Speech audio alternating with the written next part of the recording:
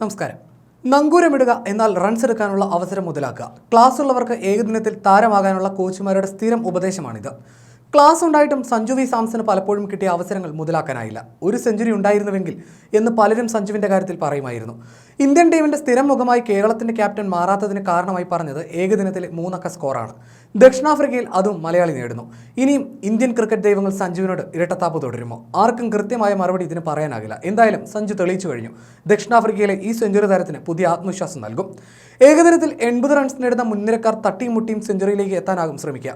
Risk പരമാവധി കുറയ്ക്കും. പക്ഷേ സഞ്ജു അങ്ങനെയല്ല. വ്യക്തിഗത സ്കോർ 80-ലെത്തിയപ്പോഴും ടീമിന് വേണ്ടി കളിക്കുന്നു. റൺസ് എങ്ങനെയും നേടുകയാണ് ലക്ഷ്യം. സ്വാർത്ഥതയില്ലാത്ത കളിക്കാരനുള്ള തെളിവാണ് ഇത്. ദക്ഷിണാഫ്രിക്കയ്ക്കെതിരെ സഞ്ജു 80കളിൽ ബാറ്റ് ചെയ്യുമ്പോൾ സാക്ഷാൽ സഞ്ജയ് മഞ്ജരേക്കർ പറഞ്ഞതാണിത്. ഇത് തന്നെയാണ് എന്തുകൊണ്ട് വ്യക്തിഗത നേട്ടങ്ങൾക്ക് വേണ്ടി കളിക്കുന്ന താരത്തിൽ നിന്നും സഞ്ജുവിനെ വ്യത്യസ്തനാക്കുന്നുവെന്നതിന് തെളിവ്. 110 പന്തിൽ നിന്നാണ് സഞ്ജു 100 റൺസ് നേടിയത്. മസിൽ കാട്ടി തനിക്ക് സെഞ്ചുറി നേടാനുള്ള കരുത്തുണ്ടെന്ന് കാണിച്ച് സഞ്ജു ഏകദിനത്തിലെ കന്നി സെഞ്ചുറിയെ ആഘോഷമാക്കി. സഞ്ജുവിന്റെ വ്യക്തിഗത സ്കോർ 99-ൽ നിൽക്കുമ്പോൾ റിങ്കു സിംഗ് റൺഔട്ടിന് സാധ്യതയുള്ള 1 റൺസിന് വേണ്ടി ശ്രമിച്ചു. സാധാരണ സെഞ്ചുറി അനിവാര്യമെന്ന് കരുതുന്ന താരങ്ങൾ അതിൽ നിന്നും റിങ്കുവിനെ തടയും. പക്ഷേ സഞ്ജു അതും ഓടി.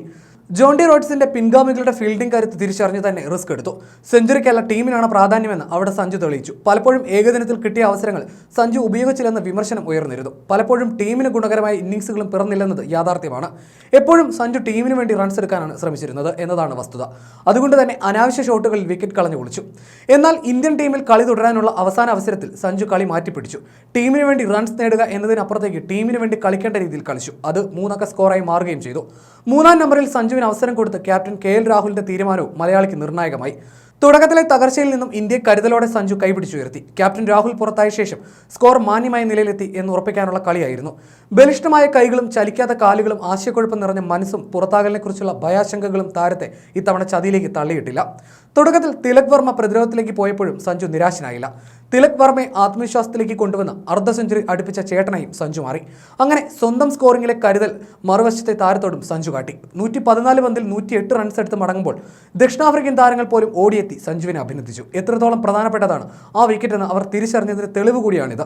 അങ്ങനെ ഇന്ത്യൻ മുന്നേറ്റത്തിന് മുതൽക്കൂട്ടാകാൻ താനുണ്ടെന്ന് സഞ്ജു തെളിയിക്കുകയാണ്. രോഹിത് ശർമ്മയും വിരാട് കോഹ്ലിയും ഏകദിനത്തിൽ നിന്ന് അകന്നാലും ആ കുറവ് പരിഹരിക്കാനുള്ള കരുത്ത് സഞ്ജുവിന്റെ ബാറ്റിനുണ്ട് എന്നതാണ് വസ്തുത. 2021-ൽ അരങ്ങേറ്റം കുറിച്ച സഞ്ജു 15-ാം ഏകദിനത്തിലാണ് കന്നി സെഞ്ചുറി നേടുന്നത്. 3 അർദ്ധശതകങ്ങൾ നേടിയിട്ടുമുണ്ട്. ബാറ്റിംഗ് ശരാശരി 50 റൺസിന് മുകളിലും.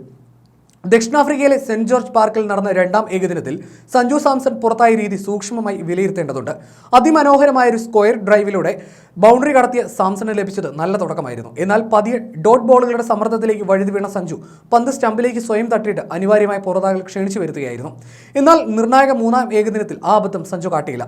രാജ്യത്തിനായി ആദ്യ സെഞ്ചുറി നേട്ടം സ്വന്തമാക്കി മലയാളി താരം സഞ്ജു സാംസൺ മാറി. 113 പന്തിൽ നിന്ന് 108 റൺസ് എടുത്ത് പുറത്തായി.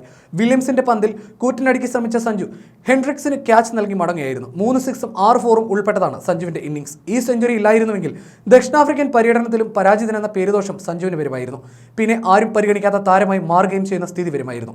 ഇത് മനസ്സിൽ വെച്ചാണ് പാളിൽ സഞ്ജു കളിച്ചു കയറിയതും.